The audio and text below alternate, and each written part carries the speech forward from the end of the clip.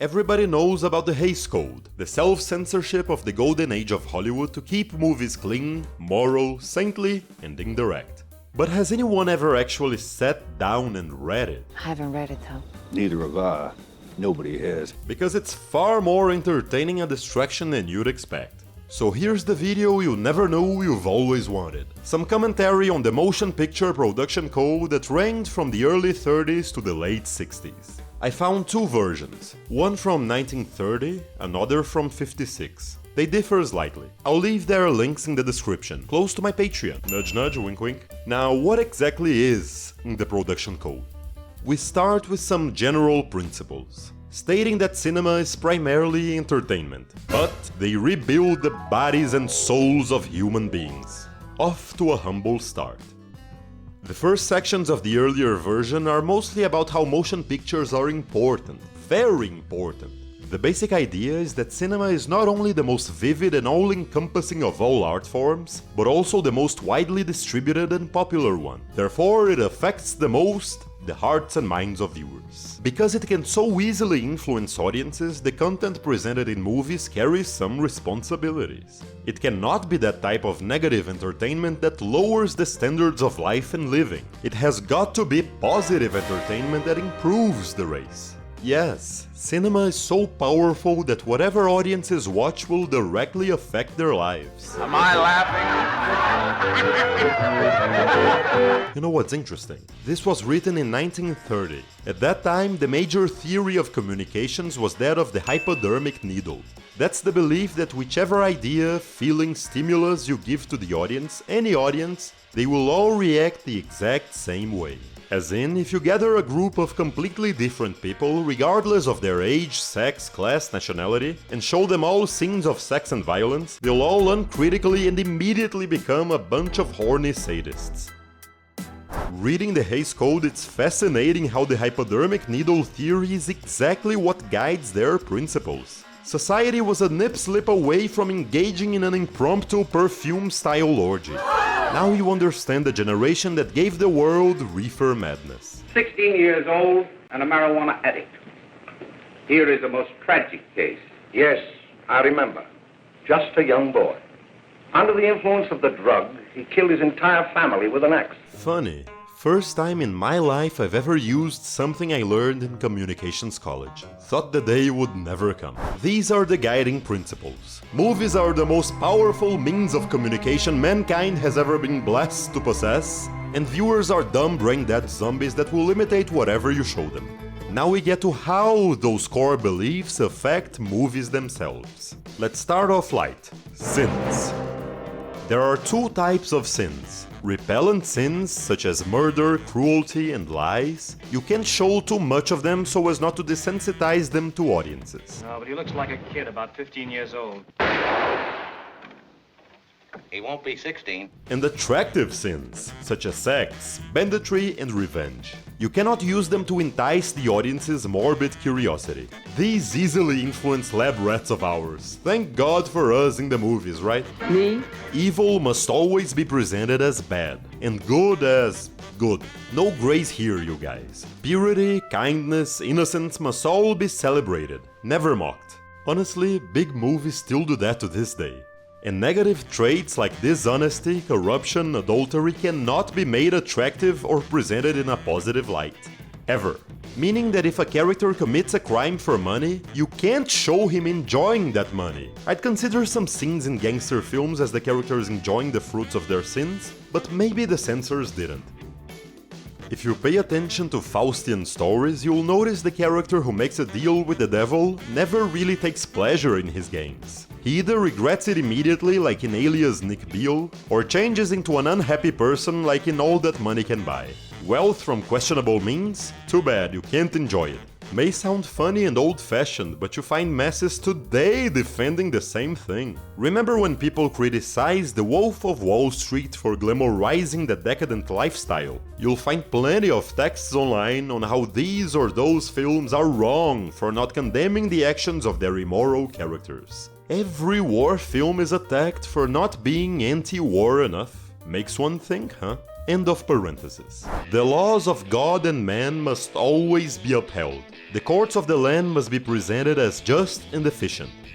That makes me think of Mr. Smith Goes to Washington. Isn't that movie about how corrupt the system is? No, not really. The 56 version of the code specifies: a few government officials can be unjust, but the overall system of justice must triumph righteously in the end. And that's precisely what happens in Mr. Smith. The system is not unjust. A few bad apples are. I'm not fit for office! I'm not fit for any place of honor or trust! And they are all dealt with and rightness returns to the land. The system works. Hey, by the way, who won today? We did. Justice works so well the protagonist cannot take it in his own hands. There's no revenge in films under the code. I'd never noticed that before I read it. Revenge is only ever allowed in films that take place in lawless lands, like the Old West. If it's in the present, the hero must follow the law. He cannot kill anyone for any reason other than self-defense. That's where the whole "hun shot first" argument comes from. There was no Hays Code at the time, but George Lucas grew up on films where the good guy can only kill the bad guy in self-defense.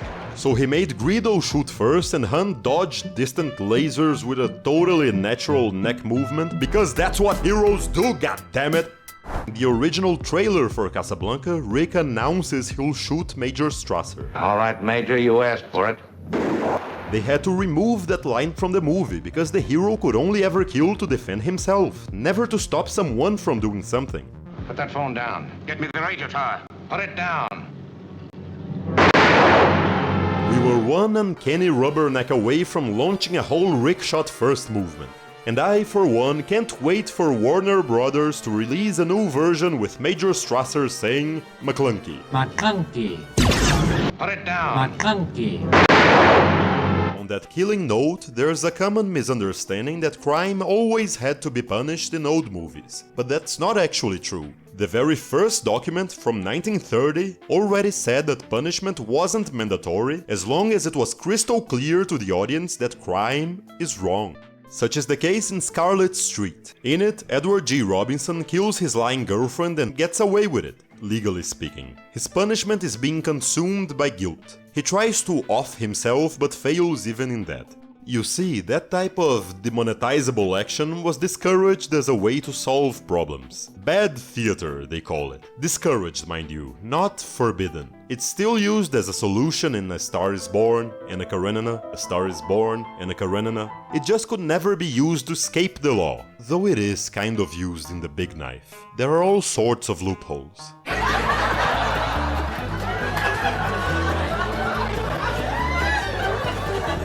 Billy Wilder gets called a cynic all the time, as if it were a bad thing. I can handle big news and little news. And if there's no news, I'll go out and bite a dog. But his films always had the amoral character getting repentant and then punished anyway. He was very much in line. That, gentleman, is a masterpiece of understatement. When it comes to crime, there's a bunch of specific rules. The document from 30 outlaws Tommy guns, the most movie gangster object ever. There's no reference to it in the 56 version, so I guess they had to relent. A film can't show the mechanics of crime in so much detail the audience can learn how to do it. When Rififi got a US release, lazy criminals doing their homework at the movies must have rejoiced. Write that down, write that down! Torture could only be shown with discretion. Like Kiss Me Deadly, which only shows the woman's writhing legs and later we see the torturer had pliers. Your mind fills in the painful blanks. Let's talk about kidnapping. Kidnapping. That's kidnapping. With one more P it is, that's kidnapping. Kidnapping is fully forbidden as the main theme of the movie. That immediately makes me think of The Hitchhiker. Kidnapping is basically the whole movie. Maybe it doesn't count as kidnapping. There's no ransom involved, it's just hostage-taking and coercion. Very arbitrary, but okay. Wait, children can't be kidnapped? Isn't that the story of O. Henry's The Ransom of Red Chief? That one's unquestionably about kidnapping. Now they're putting a sack over JB's head. No. Now they're toting him away. Oh wait, the 56 document has it. You can kidnap a child if it's light and the child is returned unharmed. There we have it, kidnap away. There's this story that the collector ended with the unrepentant criminal going unpunished because the assigned Hays Code delegate fell asleep during the ending. 5 will get you 10, that's just Hollywood folklore. The movie did inspire a bunch of serial killers though, so maybe the code was right all along. Took a nap during work hours, what's the worst that can happen? Anyway, the code was getting lax at the time of The Collector. Like how in the first adaptation of The Children's Hour, they had to remove all references to lesbians and make it a straight love triangle. When they remade the film in 1960, they could already touch the homosexual theme, even though the code still forbade what it called sex perversion. And I looked through the keyhole, and they were kissing and... Audrey Hepburn and Shirley MacLaine kissing. Take heed, Hollywood. You're arousing my morbid curiosity. Since we're here, let me share the absolute best passage from the Hays Code. All legislators have recognized that there are in normal human beings emotions which react naturally and spontaneously to the presentation of certain definite manifestations of sex and passion. The presentation of scenes, episodes, plots, etc., which are deliberately meant to excite these manifestations on the part of the audience is always wrong. Is subversive to the interest of society and a peril to the human race. This is my favorite new everything ever. I can't wait to quote it verbatim in the most innocuous contexts.